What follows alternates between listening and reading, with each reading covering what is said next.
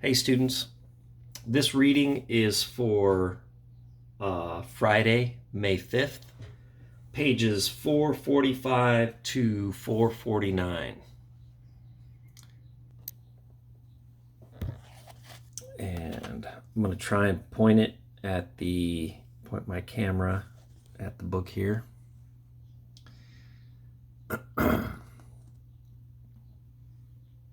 At the end of this, I'll have 3 questions for you to help with your notes and focus your reading.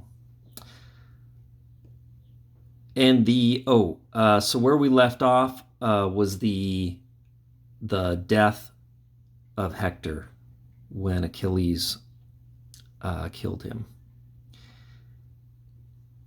And the other sons of the Achaeans came running about him and gazed upon the stature and on the imposing beauty of Hector, and none stood beside him who did not stab him. And thus they would speak to one another, each looking at his neighbor. See now, Hector is much softer to handle than he was when he set the ships ablaze with the burning firebrand. So as they stood beside him, they would speak and stab him. But now when he had despoiled the body, swift-footed, brilliant Achilles stood among the Achaeans and addressed them in winged words. Friends, who are the leaders of the Argives and keep their counsel, since the gods have granted me the killing of this man who has done us much damage, such as not all the others together have done, come, let us go in armor about the city to see if we can find out what purpose is in the Trojans, whether they will abandon their high city now that this man has fallen, or are minded to stay, though Hector lives no longer. Yet still, why does the heart within me debate on these things? There is a dead man who lies by the ships, unwept, unburied, Patroclus, and I will not forget him, never so long as I remain among the living, and my knees have their spring beneath me. And though the dead forget the dead in the house of Hades, even there I shall still remember my beloved companion. But now, you young men of the Achaeans, let us go back, singing a victory song to our hollow ships, and take this with us. We have won ourselves enormous fame. We have killed the great Hector, whom the Trojans glorified as if he were a god in their city. He spoke, and now thought of shameful treatment for glorious Hector. In both of his feet at the back he made holes by the tendons in the space between ankle and heel, and drew thongs of oxhide through them, and fastened them to the chariot so as to let the head drag.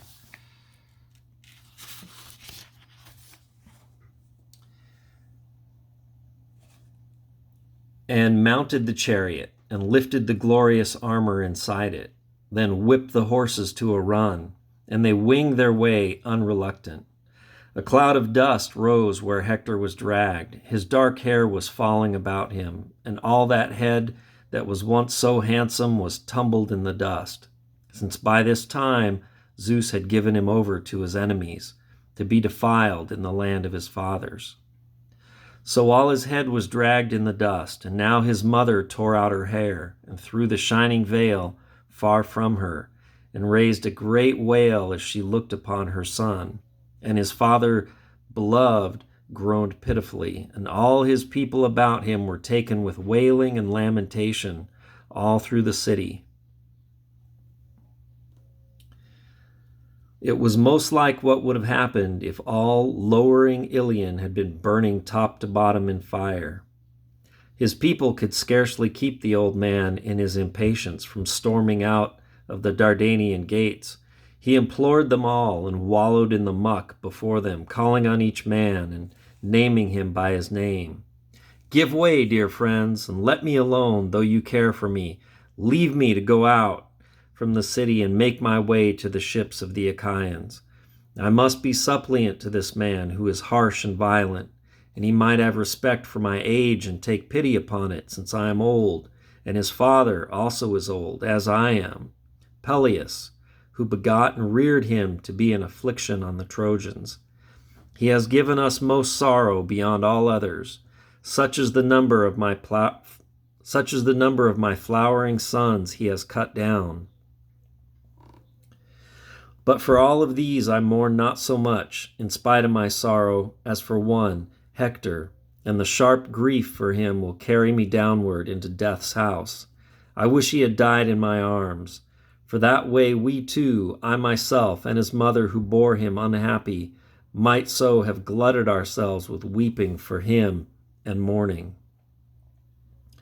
So he spoke in tears, and beside him mourned the citizens. But for the women of Troy, Hecabe led out the thronging chant of sorrow.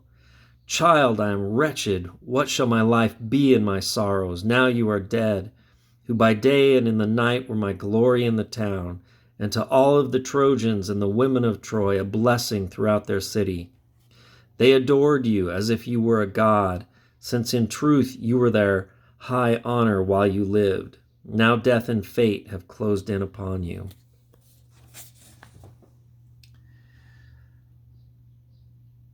So she spoke in tears, but the wife of Hector had not yet heard, for no sure messenger had come to her and told her how her husband had held his ground there outside the gates.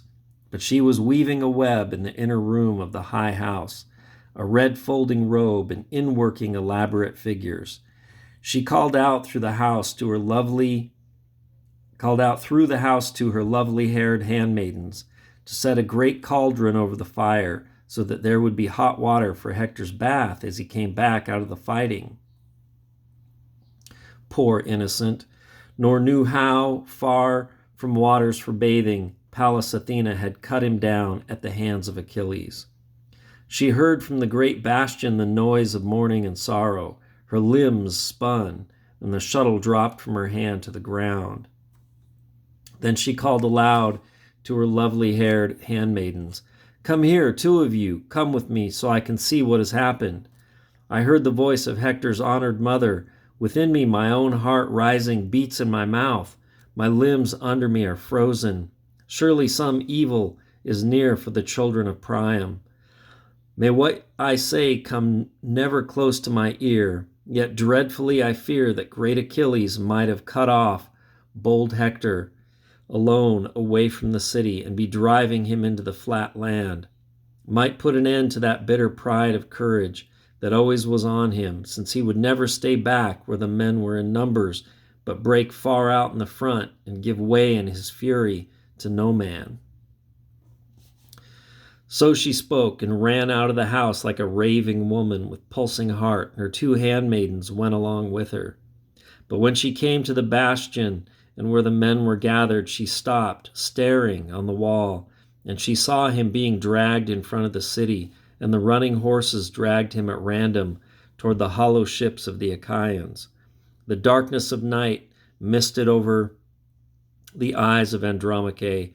She fell backward and gasped the life breath from her, and far off threw from her head the shining gear that ordered her headdress, the diadem and the cap, and the holding band woven together, and the circlet which Aphrodite the golden once had given her on that day when Hector of the shining helm led her forth from the house of Eetion and gave numberless gifts to win her.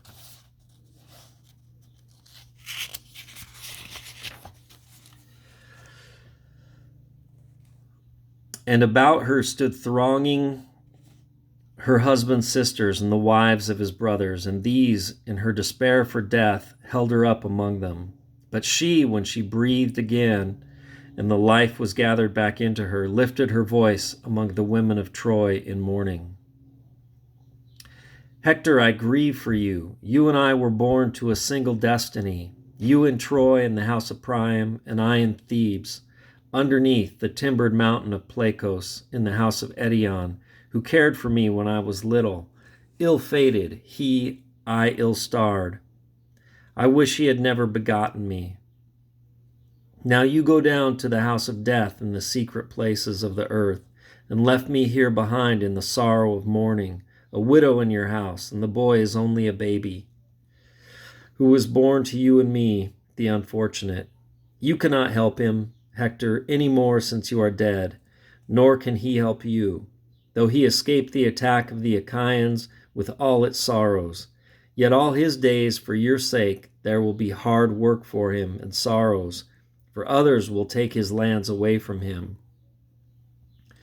The day of bereavement leaves a child with no age mates to befriend him. He bows his head before every man, his cheeks are bewept.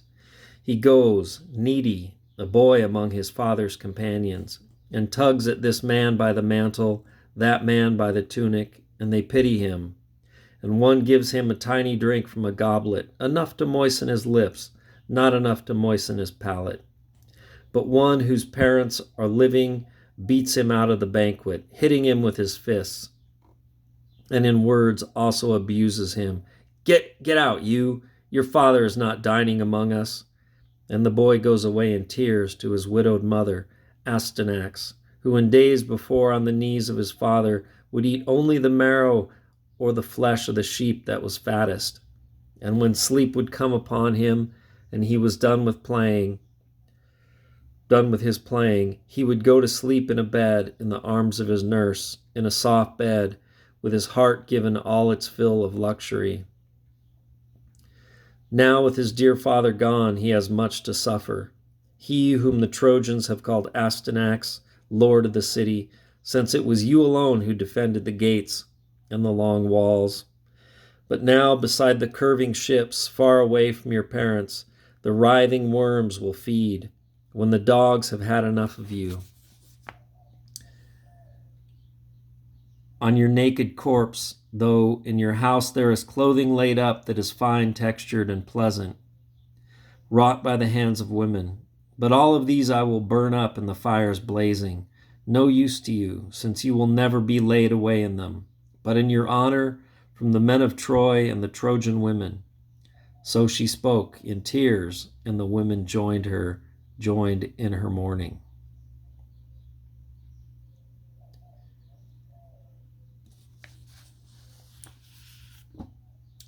So I have 3 questions ready for you.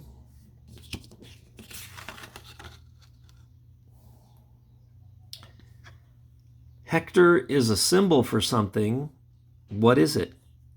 There are 3 speeches in pages 445 to 449. Who are the speakers? And who gets the longest speech? And if you want to, you can think about what is the purpose of this last part that we read, pages 445 to 49. What's the purpose of the speeches, and why did Homer, why did he write this part? Why did he want us to see it? And what is it? Okay. And I will, in the coming days, I will make a video of our next 2 readings. All right, thanks.